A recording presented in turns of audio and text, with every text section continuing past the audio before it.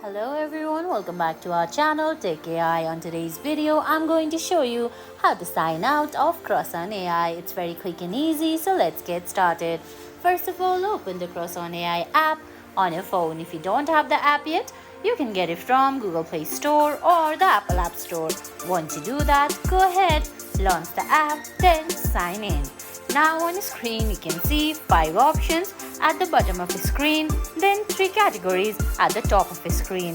Now you're gonna have to select the icon at the bottom right corner, then you'll be able to go to settings from the top right corner of the screen.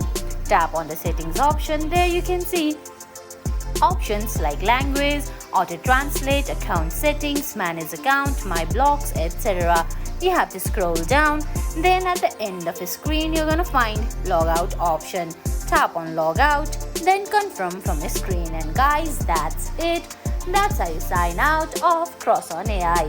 I hope you found this video helpful. If you did, please give it a thumbs up, leave a comment, subscribe to our channel and hit that bell icon. See you in the next video. Thanks for watching.